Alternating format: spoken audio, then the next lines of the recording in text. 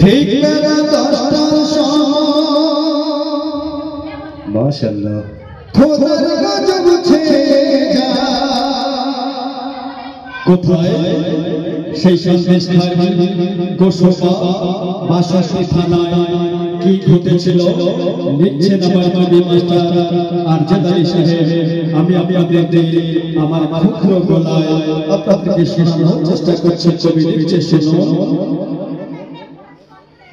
ওরে আল্লাহ নাম নিয়ে, ওরে আল্লাহ নাম নিয়ে কিন্তু ফনলো ধরে, আল্লাহ নাম নিয়ে কিন্তু ফনলো ধরে, আল্লাহ তোর হৃদয় বসা মানুষকে তোর সাজা, আল্লাহ নাম নিয়ে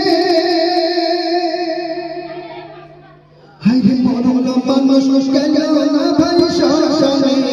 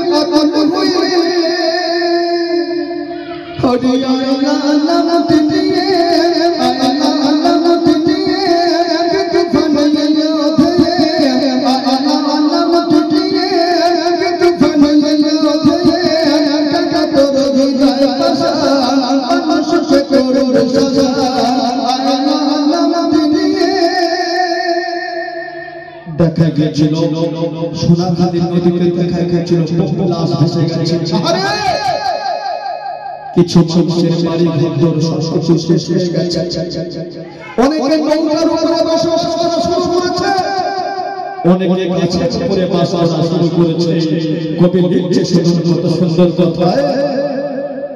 হাই হাই বাবা চাচা কেন কেন বুঝে ভেসে মায়ের লাশ, কোথায় সেই বাসন্তী নদীতে ঘটেছিল।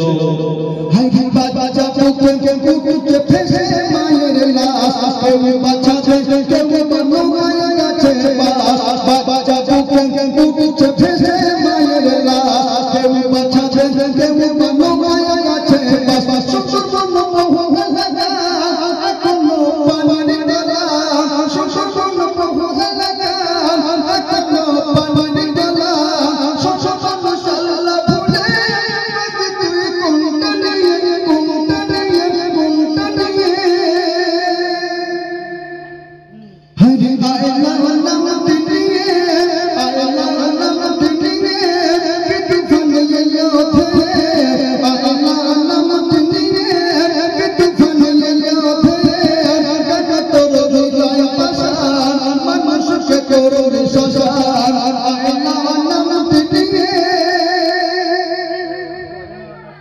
দুদিন পরে যেদিন আল্লাহ হয়েছিল, ঠিক তার দুদিন পরে ছুটে গেছিলাম কোথায়, সেই সন্দেশখালী সরকারিয়ালায় গিয়েছিলাম।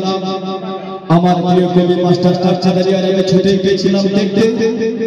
কলিকাতা থেকে আমাদের জন্য অন্ন বস্ত্র পানি নিয়ে এসেছে কিছু কলিকাতার মানুষরা। বলেছিল তোমাদের জন্য কিছু পানি নিয়ে এসেছি, তোমাদের জন্য কিছু খাদ্য নিয়ে এসেছি, তোমাদের জন্য বস্ত্র নিয়ে এসেছি, তোমরা এগুলো পরিধান করো, তোমাদের জন্য পানি নিয়েছি তোমরা পান করো, তোমাদের জন্য কিছু খাদ্য নিয়েছি তোমরা খেয়ে নাও। সবাই খেতে শুরু করলো, কিন্তু কিছু লোকের খাদ্য হয়নি, কম পড়ে গেছে।